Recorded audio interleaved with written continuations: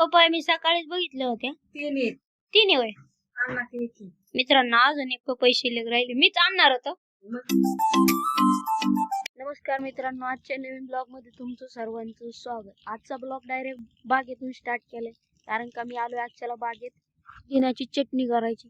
तुम्हाला पण दावतो पुदिन्याची चटणी कशी करते आमची आई.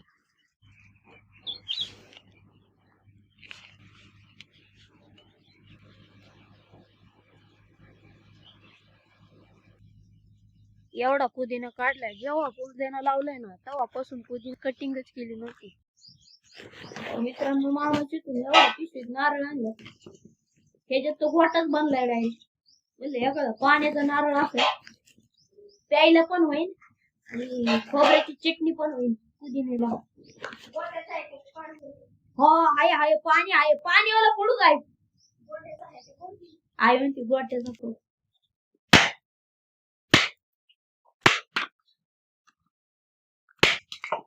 बरोबर गोटा उडून पडला तिकडे. आला आला आला आला नारळाचा गोटा निघाला, आवाज येत होता गडगड गडगड गडगड गडगड. इकडं उडून आला होता टाकी पैसे, बरोबर माझ्याकडे आला. पाण्याचं फोडायला सांगितलं तुला, तू गोटाच फोडून ठेवलाय. आधी काय म्हणले गोटा फोड, मला वाटतं त्याचं असते पांढरं. जाऊ दे आता एवढं कालवान आलं होय. मित्रांनो फायनली माझ्या मनाजुक्त झालं, मला पाणी पण प्यायला भेटणार आणि आईला फायनली वल्ला पण नारळ लागत होता. आधी म्हणले गोट्याचा फोड.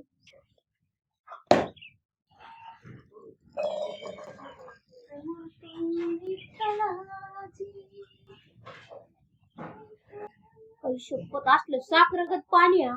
आयुष्यपत क्वालिटी नारळाचं पाणी, साखर साठ साखर टाकायची पण गरज नव्हती. तिथं भंगार काढून ठेवले आणि आई गेली भंगारवाल्याला बोलाय, गेला त्यो.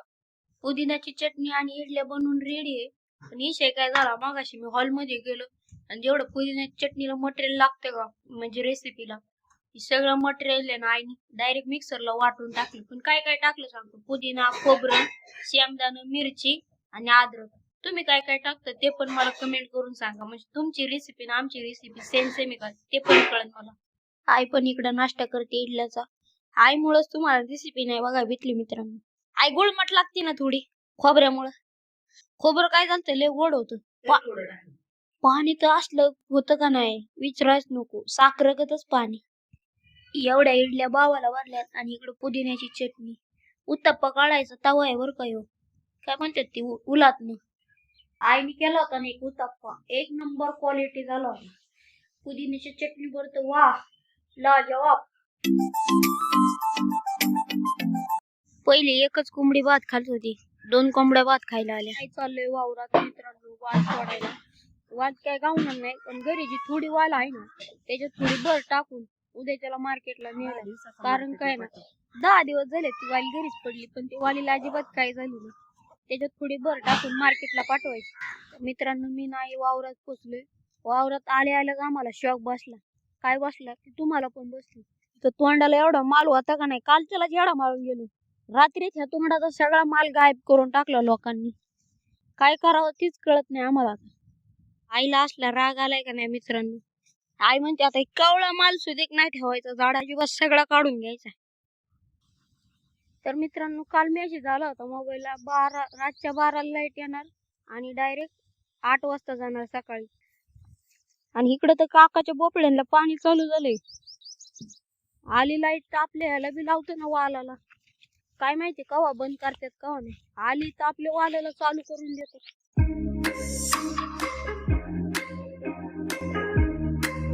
तर मित्रांनो फायनली आपल्या झाडांना पाणी चालू झालंय. त्यांनी काय केलंय, समोर तिकडे एक आणि इकडे एक डल्ला मारलाय. जाऊ दे, देव पण असं आहे ना, हाय जिवंत तवर काही शिक्षा देत नाही. खरं तर आहे ना ह्या जगात आहे ना खऱ्या माणसाचंच मरण असतं, काही नसतं. मेल्यानंतर न्याय होण्यापेक्षा आहे ना जिवंतपणी काय असेल ती सोक्ष मोक्ष लागलेला अंगी लागतो.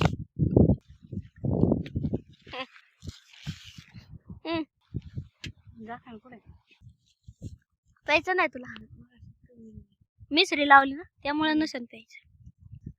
मित्रांनो वालाला आहे ना निरगुडीच्या खुट्या ठोकल्या होत्या, निरगुडीच्या खुट्याला निरगुडी फुटली आणि ना बाबळीच्या काय काय ठिकाणी खुट्या ठोकल्यात ना त्याला बी बाबळी फुटल्यात. वाल तोडून लवकर होईल म्हणलं त्याच्यामुळे गाडी इथं लावली होती. गाडी मरणाचं ऊन आल्या सावलीत लावली. असली तापली आवाज बघायचा का आता? आता नाही निघला एवढा, नाहीतर ना उन्हात गाडी असतात. शिकता असलं ठेवलंय ना, ज्याला कोणाला असेल ना प्रॉब्लेम, डायरेक्ट नाहीसच होऊन जाईल.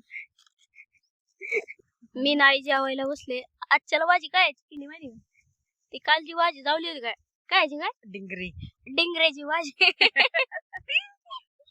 काय माहिती, मी तर पहिल्यांदाच खाते बाबा.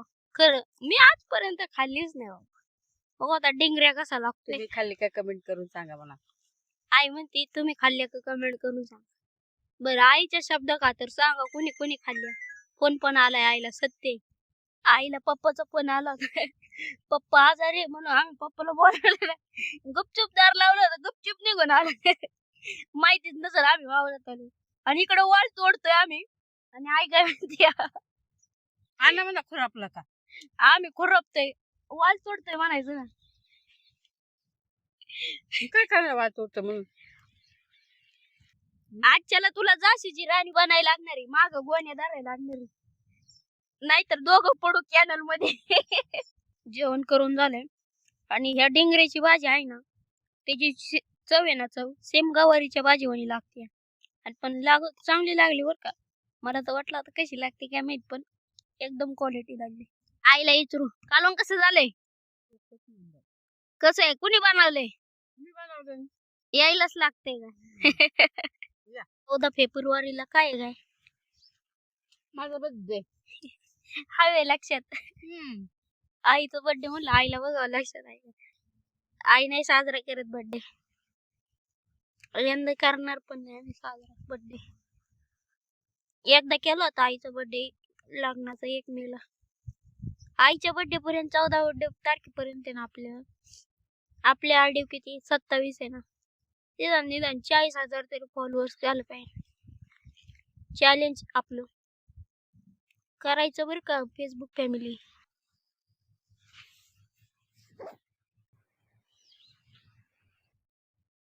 आई असली गाढ झोपली का नाही, आईला अजिबात उठावलंच नाही. गपचिप मोबाईल घेतला, चप्पल घातली, गपचिप शेंगा तोडायला आलो. मला काही झोपायची आहे ना, दुपारचं झोपलं ना संध्याकाळी झोपायची नाही. म्हणलं आई झोपली तिला नको उठवायला, मला जमन तेवढ्यात तोडन तवर तर आई उठन. मित्रांनो आई पण उठली, बादली उचलली आणि शेंगा तोडायला आली.